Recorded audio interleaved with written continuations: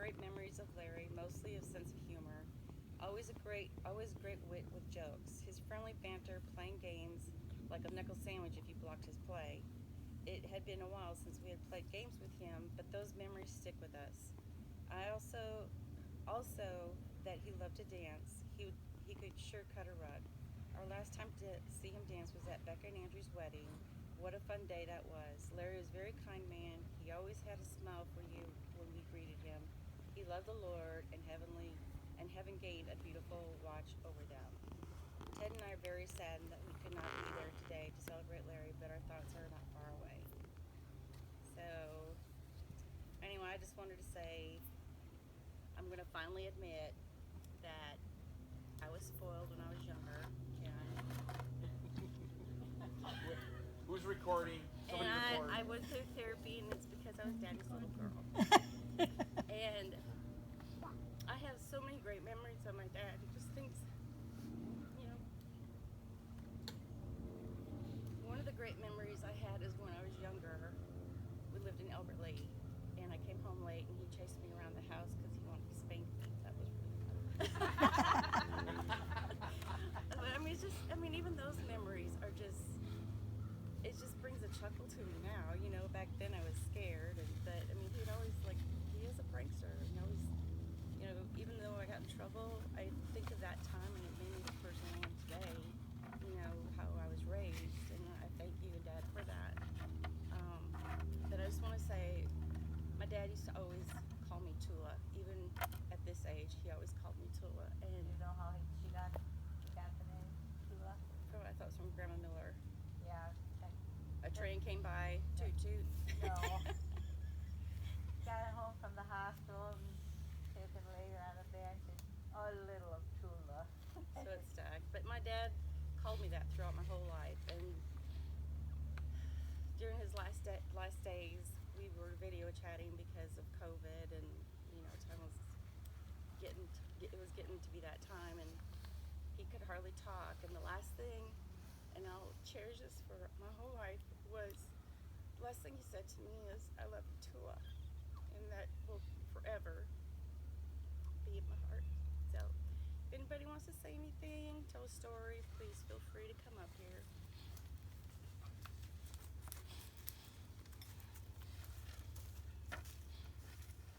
Don't I look good in his? Styling. Yeah. Nice legs. You know, it's interesting that because Carol and I talked how many ever days ago it was, and you know, she has different memories than I do, perceptions about growing up. Like I cannot for the life of me remember Dad dancing around in the kitchen, Oh, yeah, we did, yep. and that was some. Well, I remember his doing this stuff, but not. on the farm. Well, yeah, well, like he'd just get on the dance floor and do that kind of thing, but I don't remember it in the kitchen. See, I don't remember that part. I don't So- remember that either. I do. What? You do, thank you. You did at our house too. Oh, at your house. You did Yeah, on but the you're. farm, too. Yeah, she's talking about on the farm. I don't remember. I mean, in our place, Yeah, he in would do ours. that. So he did that same kind of thing on the farm. Is that what you're talking about? Oh, okay. I thought you meant more like a formal dance thing. Oh. Well, anyway, so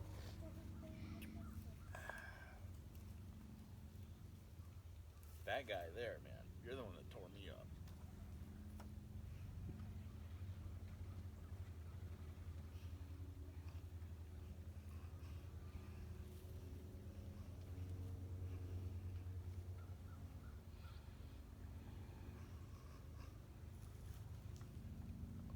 When I first read your post on Facebook, and I think I've told you this, I don't know if I have. You were his first little buddy.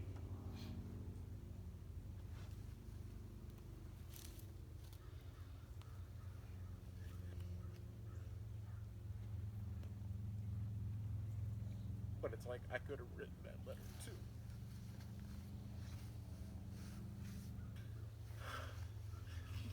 And it wasn't until I read your letter that I really realized that I had lost my dad 25 years ago.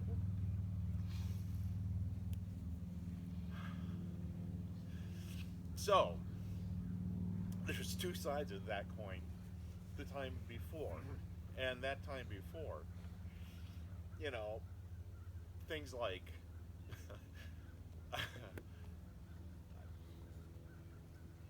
a little thing of like waking me up on before it's not even, it's barely light outside on a Saturday morning, and I am not a morning person to this day. On a Saturday morning, to go to the Emmons Golf Course, which is this little 3-par golf course thing.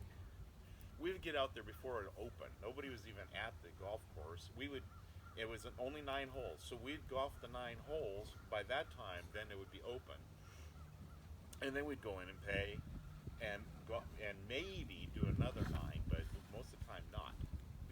So you're putting, and the water is spitting up from your golf ball, and your shoes are just getting soaking wet. But we had to do that because we had to get home so we can do chores around the house, basically, work, you know. But he still was gonna, no, not like we went golfing a whole lot, but you know, he said that we were gonna go golfing, so we got up and we went. Well, you know, I just soon stayed in bed, other than I got to golf with my dad.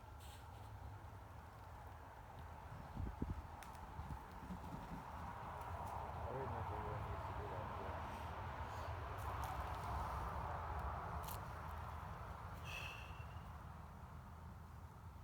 So did you know So- about smokers too? No, I don't. That's evidently something he learned about later. I guess when I was a kid, they didn't have smokers yet. Anyway, so there's a lot of stories like that. But then after the brain tumor, you know, I mean, they tell the story. You know, you've heard the story about you put if you're gonna boil a frog, you throw it in boiling water, it jumps right out, right? But if you put it in the water and you gradually heat up the water, it'll slowly boil to death. And I feel in a lot of ways this is kind of what happened with Dad in reverse. But it's like he was him, and then all of a sudden he wasn't. And it was a slow thing. And as the time goes by, you don't realize how much you're losing.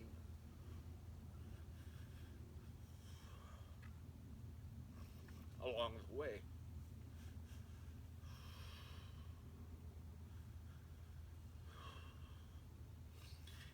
So I had the fortune of having him live with me for all those years. And I used to tell people, you know, here's what most guys my age don't get to do. And of course, it started when I was, 30? Oh, how old was I then? 95, 35? I don't remember. I'd have to calculate it. But anyway, 30s.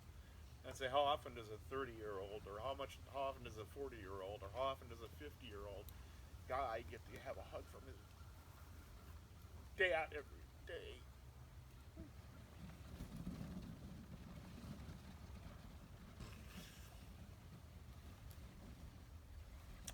You know, it's kind of funny. I think that he stopped calling me buddy, probably because of you. But he would say, I love you, Ken. And it's just the way he would say Ken.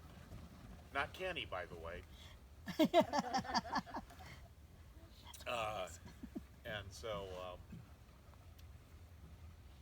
lots and lots of memories. But the thing I said to Carolyn is, there's a lot of stuff I know I can't remember. And sometimes I go, I wonder why about certain other things. But the two things I know for sure is that we all knew that he loved us no matter what.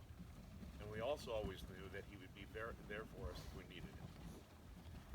Which was the other thing I realized that I had lost before your letter. But because when he first had the brain tumor, he had come over to my place and we were talking, and I brought up and he was going to say something about Adam and Eve or whatever, and he couldn't remember who Adam and Eve were. And I'm like, Adam and Eve? Yeah. And I was like, so I ended up saying, Mom, something wrong with Dad? And she said, well, he's been having headaches, or I don't remember exactly how you answered it. And so I was like, oh, okay. So then, a few days later, or a week later, something like that, Joyce and I were going to go to San Diego for a long weekend. And as we were driving through Louisville, heading to Grapevine, the hood flew off of my car. It's like you're driving along, all of a sudden you see the hood go, and you're like, oh boy. Your cars and traffic behind you and stuff, but nobody got hit, fortunately. But we're in a small little 200 SX. I mean, what do I do with the hood? So I just kind of got out and threw it over off the side of the road and drove on to the apartment complex. And this thing about I could always depend on my dad. Well, I went up and, Dad, come down here. I need to ask you what to do. Like always, so many times I'd ask Dad what to do. When I lived in Phoenix, it's amazing how smart my dad got when I was, he's back in Minnesota and I'm in Phoenix. And man, he got so smart back then, I couldn't believe it. I mean, I'd call him up and ask him, Dad, what do I do about this? What do I do about that? So I go up and get him, and we come down, and I'm like, because I'm leaving for a long weekend, what do I do with a car sitting out here without a hood on it?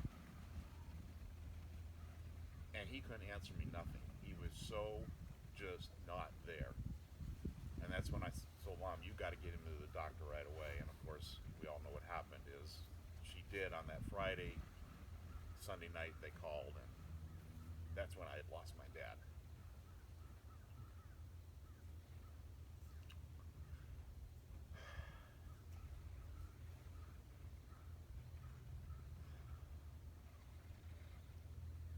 But one of the things that when this cancer thing came, this last round, I got two messages from a guy named Bill Johnson. He pastors Bethel Church, which is a lot of the Christian music you hear on radio and stuff. It's a lot of their music and that kind of thing. But Bill Johnson had preached a message when his dad was dying of some evidently very terrible disease. And then, as it turns out, his dad happened to die during that week right after that message. Then he preached the next message about like a part two in a way. Two of the best messages I've ever heard. And evidently it's the top two messages that he's ever preached as far as people wanting to hear it. But in that, he said that he had so many prophetic type people and, preachers and stuff say to him, make sure you have your dad pass the mantle on to you. And in that case, it had to do with worship. His dad was very instrumental in developing what has become the Christian worship. So I thought, okay, I want to make sure Dad does that for me. And I thought, what would be the mantle?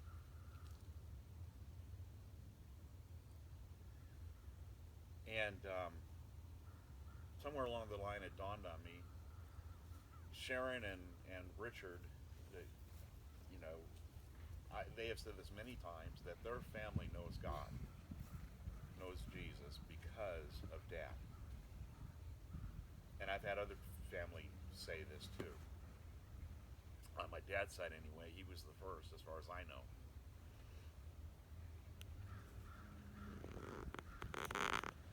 Dad always had, and I think Joyce might end up saying a little bit more about this than I will right now, but Dad always,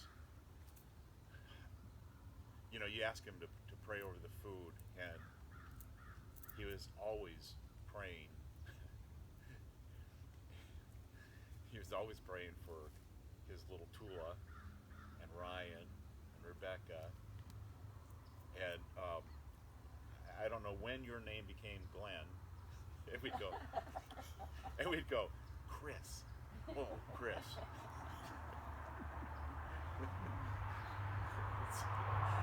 So he meant well.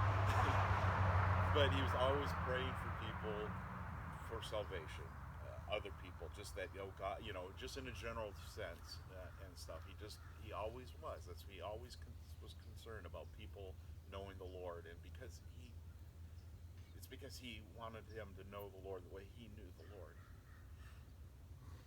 And all of you have probably heard Mom tell the story about, that one of the times where he thought he was going to go, and she asked him, and he said, he sees Jesus. I asked, what are you looking at? He was staring at the ceiling or up in the corner. What are you looking at? God. You're looking at God? Yeah. I said, what does he look like? Beautiful. And I said, is he going to take you home tonight? Yeah. Well, he didn't. Just a couple of days or so later. And that just warmed my heart so bad. Because he really loved the Lord. We go to church, and he's always standing up, and he's always clapping his hands, and he is raising his hands. When Lincoln was dedicated, I just remember him just pointing and just so into the music. That's one of my favorite memories. Yeah, and yeah,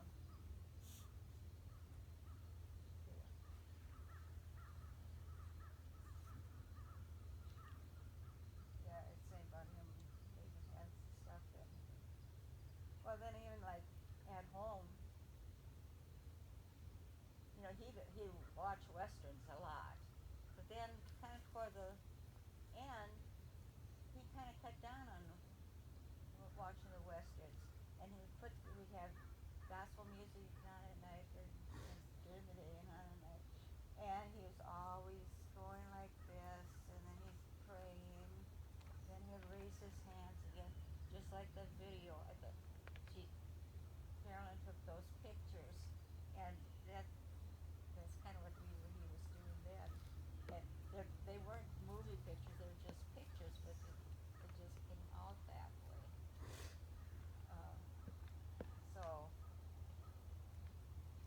just by seeing him and hearing him saying that he sees God, and that just really warmed my heart.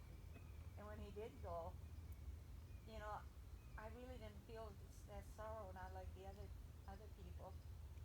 And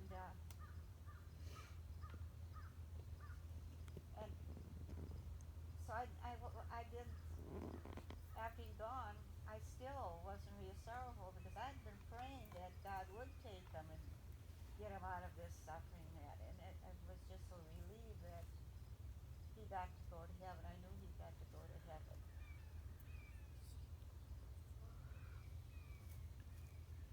So, so basically, Dad's heart for people to know the Lord the way he knew was, to me, what Dad's mantle was. But I also believed that even though Jenkins is not my biological grandson, he is my grandson. And so I wanted Dad to pray that over both of us. And I kept wondering, when is that supposed to happen? And then there was, there was a moment where then I asked him about that, and that's what he prayed over. So the biggest memory I have of Dad is the way that he just loved the Lord and loved people. So everything else is not nearly as important, but all those other little special things is how you demonstrate you love to somebody. And that's what my dad was. Somebody who demonstrated his love.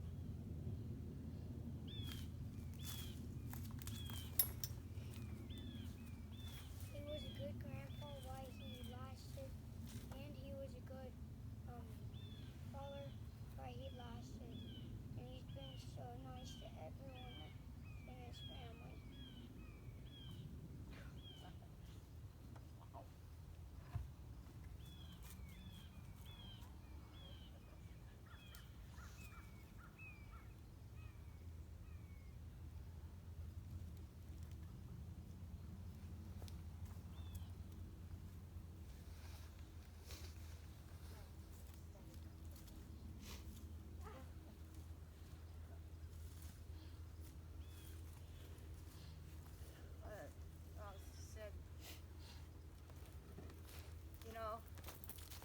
been a really a good husband.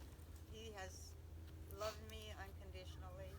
He'd always tell me he loved me practically every day. And I can be looking up. I know that one time we were working on, I think, Grandpa and Les and Aunt's bedroom, and then I was all full of dust and dirty. And same with in our house one time. And he'd tell me I was so beautiful. I thought, I'm all messed, my hair is all messed up. I got dust all over me, and he still could tell me I was beautiful. And he'd tell me he loved me all the time. And we had really never spent a night by ourselves. One time I went up on a retreat with the church for a couple days, and I could have just well stayed home because I pictured him at home. He was building up our driveway or doing something or fixing our pig pen or cementing it and all that. And I never had to worry about him cheating on me. Never. In fact, he depended so much on me. And his sisters even said that he better go before me because he probably went last. He went, I think he stayed up her place. Did he go up there one time, didn't he, by himself? And all he did was he wanted to come home, to be home. So, you know, he's never hit me, and I know we've gotten in a few arguments, and one time he did get really mad at me, but instead of punching me, he punched the wall. In Albert Lee, and broke a hole in it. And then I think we had people come over for Bible study, and then Ken, he says to him, look, we put a picture over, I think. But then I think he had to tell him, look, Dad punched a hole in the wall.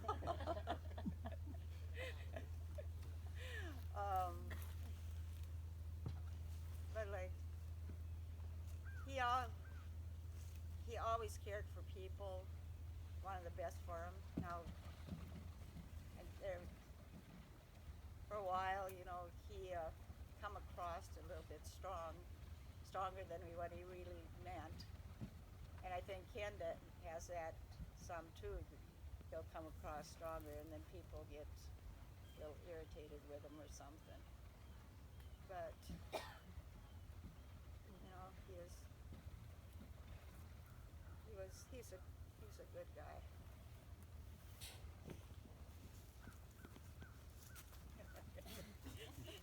Little gentleman here. So I only knew Grandpa after the brain tumor, and so he was just always very quiet and sweet. But there was one time we were sitting at our old house and we were playing cards, and everyone at the table just kept telling him how to play his cards, and it frustrated him so bad that he slammed his cards down and he's like, I know what I'm doing, and then proceeded to beat us all at that card game. And so there were glimpses, I think, of the old Grandpa Flo that you would see, and from Ryan's stories I would get to see those sometimes, and it was just like, oh, there he is, he's there, and you know, being a prankster or whatever, and he loved our kids so much, so I love that.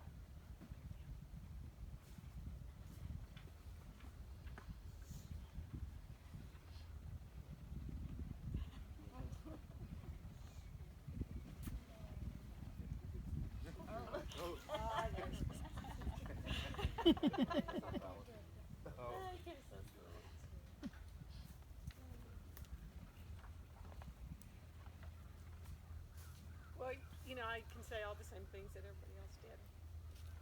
And he lived with us for many years, so but some of my favorite memories, playing croquet, in particular, Alan came, we'd go to play croquet, and he still beat us often. We'd sit out and play marbles, and even though it seemed like he had no plan, he still always managed to make the game entertaining in some way. remember going on trips and losing him. Oh, man. More Well, than we were once. Lake Placid, and we all laid down for a nap, and the next thing we know, we hear the front door. And I don't know how he got so far ahead of us. I jumped in the car and started looking for him and couldn't find him, and came back and got Karen and Ken and said, somebody's got to drive so we can look. And we did find him walking down the road, going away from where we were. So we decided we had to do something to figure out how we could keep that from happening, so we could sleep. So we decided, in another trip we were in Scottsdale, and we decided to hide his shoes.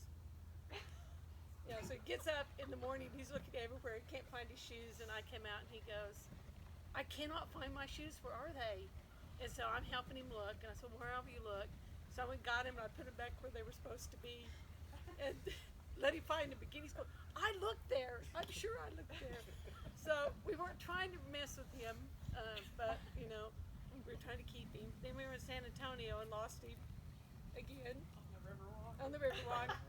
Don't know how that happened because he and Karen were walking together behind us, and all of a sudden he was gone. No. No, did not say that right. What'd you do? I mean, what happened? Well, What'd you do?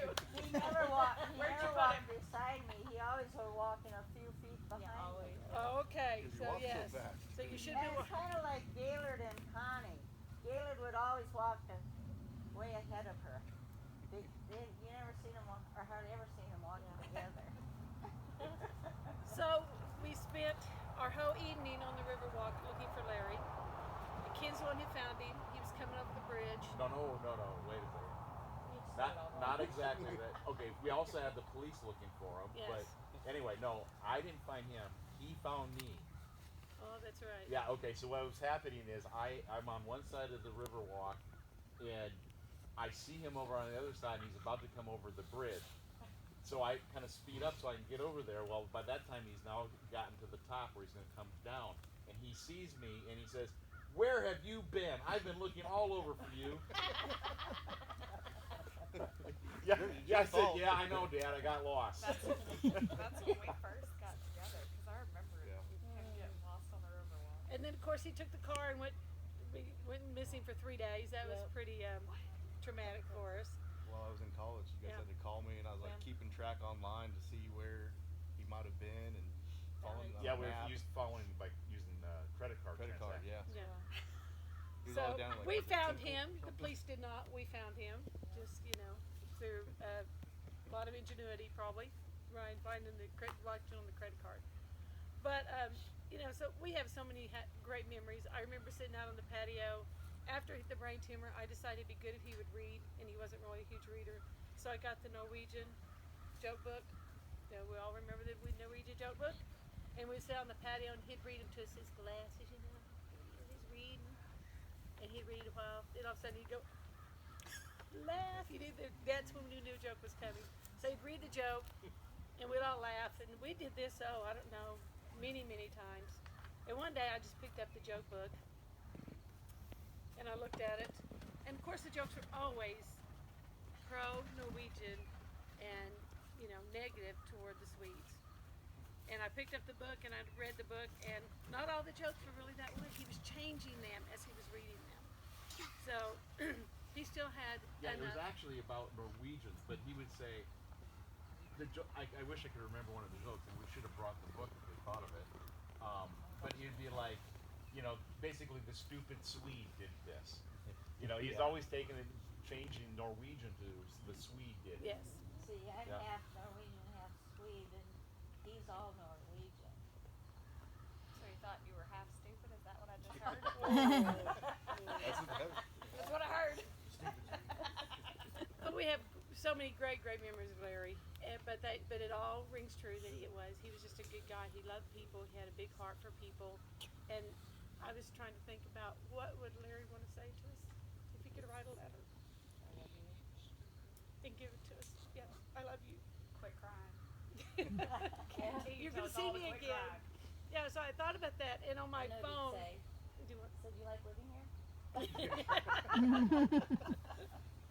Always said that to me. Always. No matter what house.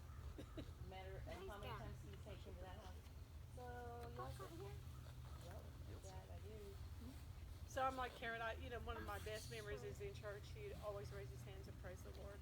And But came out with Larry's probably the only person that I would say, when he was, in the last months, not so much in the early times. I go, okay, what are we going to do? What are we going to sing? We're going to try to figure out something. I will sing, that didn't usually go over real well. But, he used, in the last months, he would let me sing to him, he'd let me sing church songs to him. So that helped me think that I was a good person. No, no, really. But I do remember him just always just wanted to praise the Lord, and that was his heartbeat for people. He said he could not say a prayer, no matter what it was, or sleep any time without praying for his family, his children, his kids. He just couldn't do it because that was his heartbeat. And as I looked at my phone today, on my Bible app, the scripture that came up was, "For God so loved the world that He gave His only begotten Son." Like, that is so appropriate. I would venture to say that probably was Larry's favorite Bible verse because he had such a heart. He wanted to make sure everybody knew Jesus and knew them so that they could go and be with Him in eternity. So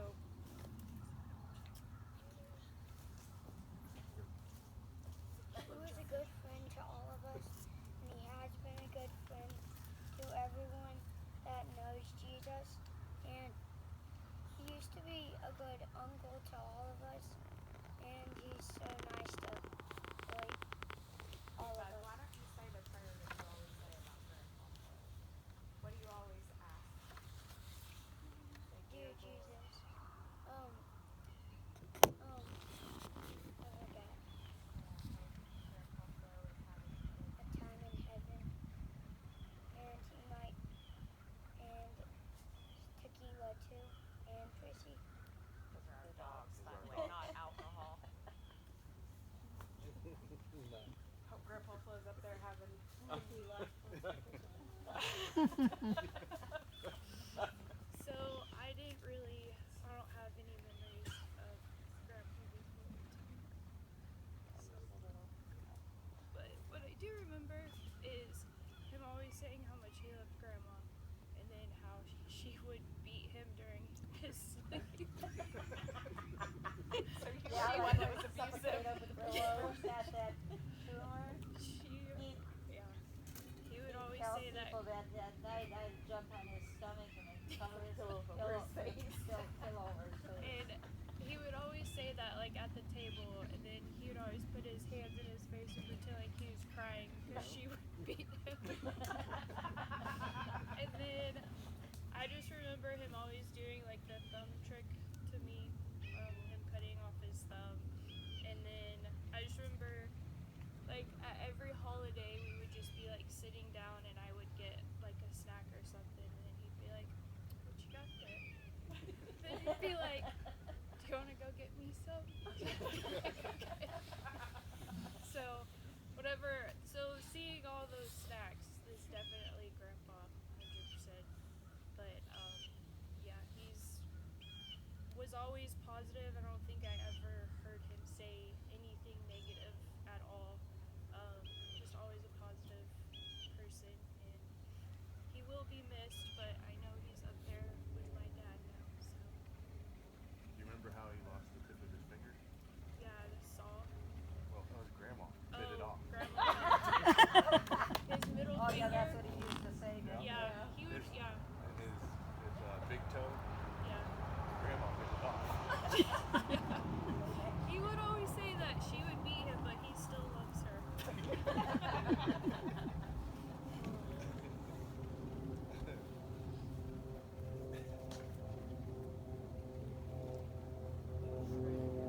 I remember when just going up to Gaylord or Delwyn's, You gonna say something? how y'all would all just like pick on each other like crazy. Like, it was hilarious. Just half the stuff I probably had no clue y'all were talking about, but it was just funny watching y'all bicker back and forth, just full pranks on each other. Tell some of the stories in your house. Watch them on that. Well, me and before, well, right after Karen and Larry got married, we done a lot together. We went camping together. frog hunting together. We fish together. I used to go to the pond barn and dance, me and Connie and Karen, Larry and Mom and Dad, remember that? Larry and Karen, they'd get out there polka, almost every song. Every polka song, they'd be out there polka. And we went to many, many dances. Then afterwards we'd go Huh? to a restaurant and eat. Yeah, then we'd go to the restaurant. We didn't get home probably till 2 o'clock in the morning. Yeah, done that many, many times. And then we did a lot of that, went fishing a lot. We did a lot of Well, things then we're together. horseback Built that riding. pontoon together over on Garfield, when we lived on Garfield, remember? Yeah, we went up Yeah, to that pond. done that. And then when after he had his brain tumor, then they came down. And, I mean, he was doing good, Karen, and then we saw where they lived it. Me and Guy, we had horses, and me and Connie got on the horse. Of course, Larry and Karen were a little heavier, me and Connie. And they got on the little puny horse. Wasn't huge. Not real small, but a little smaller than for them to. A regular horse. They He likes to they see got horses, so it's they like, so me and Connie got on that one horse, and Larry and Karen got on this other horse, and I said, let's go over that hill over there. And Larry and Karen, how far is that? Oh, I think very far. Probably about 10 miles, I don't know. But anyway, we jumped on them on them horses, and over to my house, you know, going on that one field, there's a little creek going through there, you know. I laughed so hard. Larry and Karen was ahead of me and Connie on the horse. That poor horse, they stepped down, and they wouldn't get back up. And they're so darn heavy, they couldn't get up. They couldn't get up. The damn horse couldn't get up. Right, the horse, and look, the horse rolled over, and Larry and Karen, they rolled right over with the horse. It looked like two little bears. Looked like two little bears rolled over on that dang horse. I laughed so hard. The horse couldn't even hardly get up because his legs was already bowed.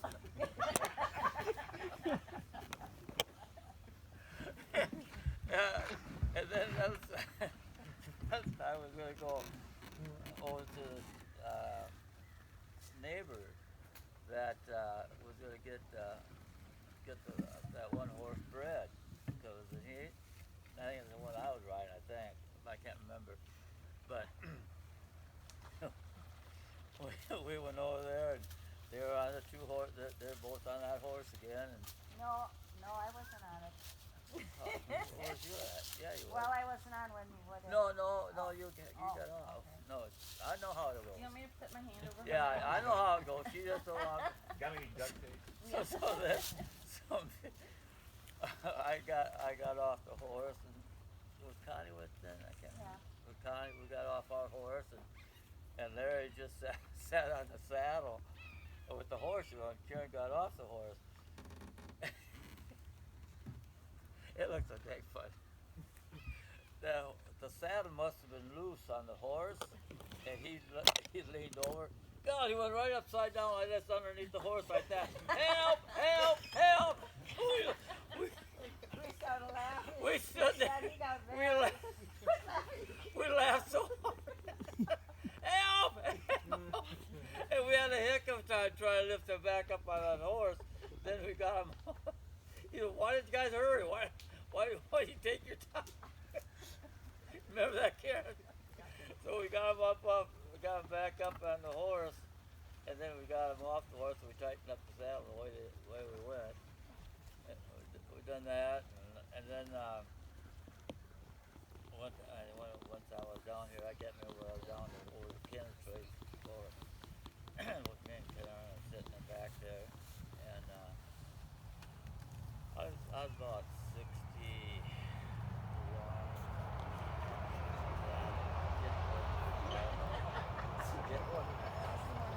getting pretty close to retirement, and Caroline, you guys go anyplace? No, it's just sort of trying horses a lot. I don't really, I can't really go anywhere because they don't really take responsibility for anything, so I really can't go. And I said, well, Karen, I said, when I retire, we'll go someplace. So then when I retired, I asked Karen if she wanted to go out to Yellowstone. She said, yeah. So we got together and we went to Yellowstone. We got out there and we camped. No, first Karen says, Gaylord, she says, where are we going to stay? I said, oh, we'll just take a put a little pup tent up and see if we can attend. Oh no, that wouldn't be no good. That'd be too hard. I said, Karen, are you getting old or what? You know how she is. She don't like to talk about it. But if you can't do that, you're old, right, Carolyn? If you can't do that, you're old. So she says, okay, I'll go. We'll sit in it then. And so we got on the way out there, we had so much fun out there, Karen. We had so much fun. We got in this tent. Larry gets down on that mattress, you know. He had a hell of a time trying to get up out of there.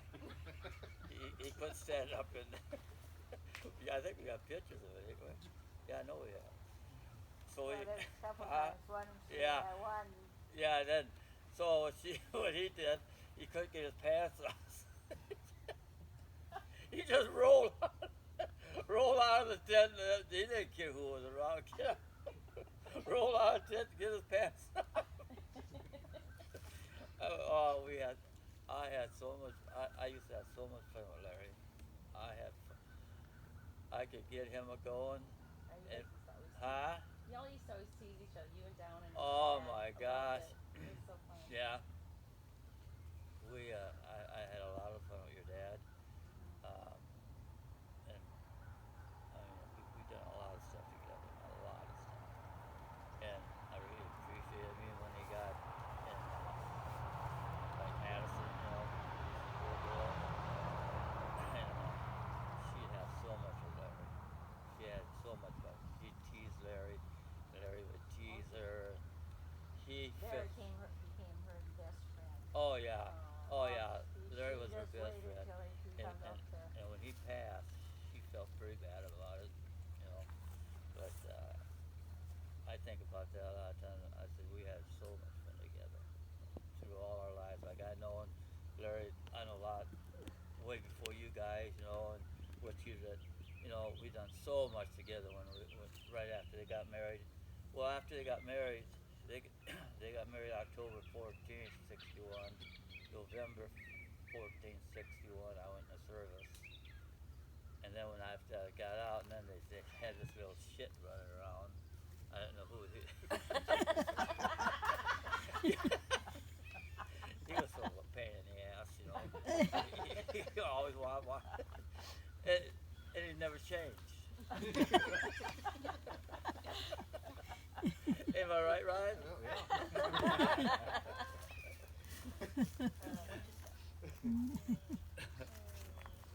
Yeah.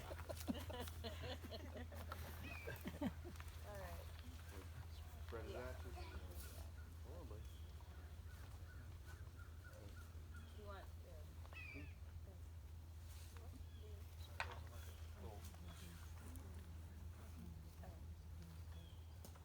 Like a trap box to get them out of here. hold on, let me get the. Good.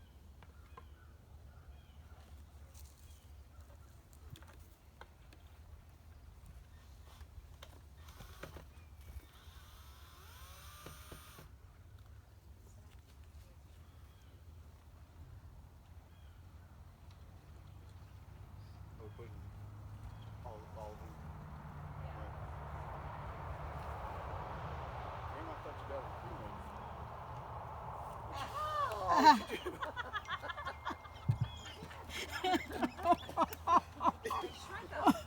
You shrunk them.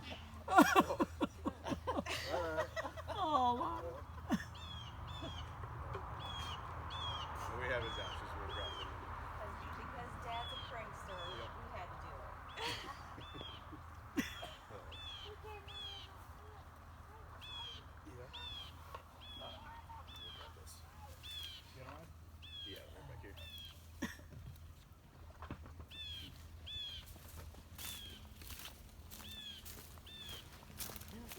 idea, Ryan. Funny.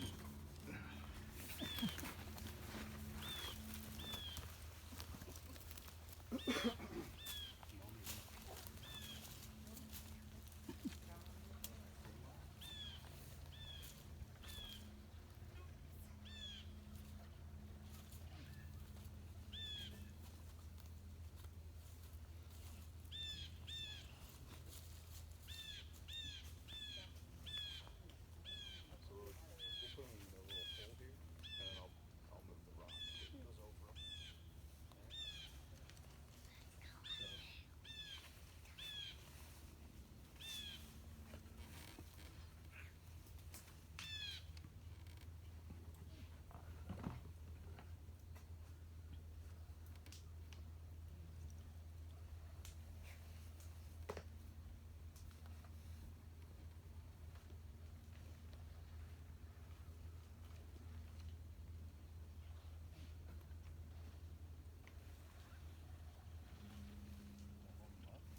I don't know.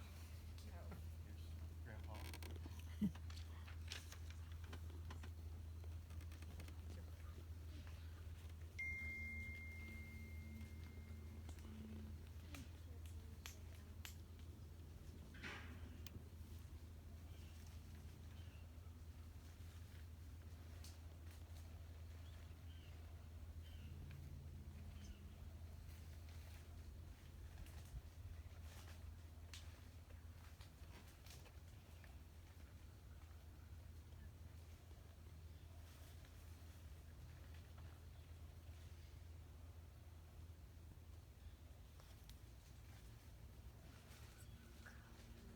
He's being a little stubborn.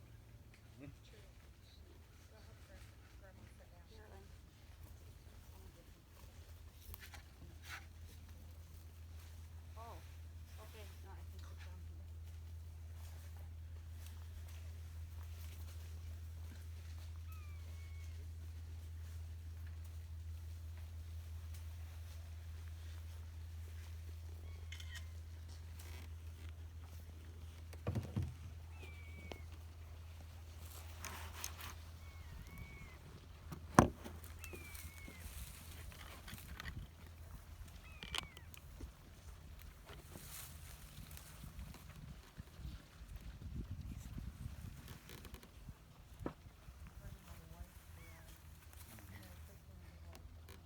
Oh, he was a white man. It reminds me of our conversation this morning.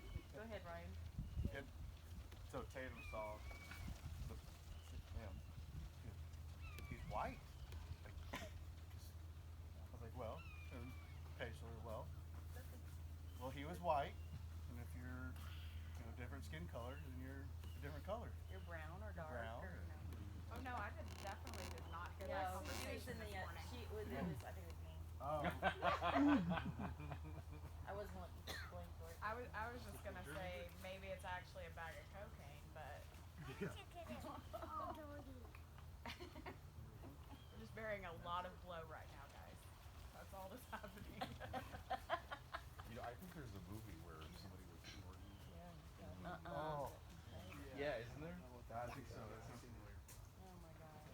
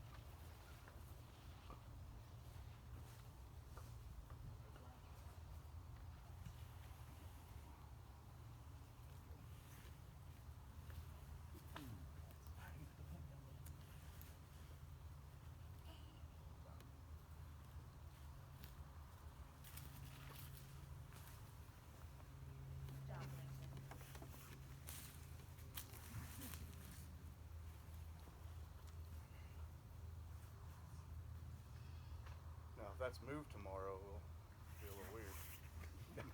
We'll have to start looking for Larry. Yeah. And our car. Walking in the clouds. So, wait, guys. Oh, Wait. oh, Okay. oh, oh, oh, oh, oh. So, What I want to do, and this is kind of for the young kids, but when my husband Bob passed away, I did this for my kids. I had balloons, and we rode on the balloon, and then all together we're going to release the balloons up in the air, okay?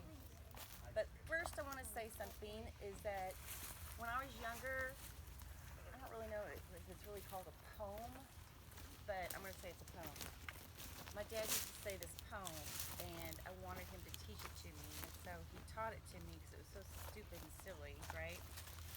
And I said it to Ken the other day because I didn't know he knew it, but he did. Not as good as I did, but he knew it. So anyway, we're going to say the poem that he taught us, and then we're going to ride on the balloons, and then we'll go have burgers and whatever, okay? So ready? Yeah. Ladies and gentlemen, hobos and tramps, cross-eyed mosquitoes and bull-legged ants, I come before you to stand beside you, to tell you a story I know nothing about. Refreshments are served after the show, the holes in the donuts are free. That's Larry. That was my dad. I gotta pull up there and get Grandma. Hey, My Ken, neck dry. you move some chairs. I gotta go pick up Grandma.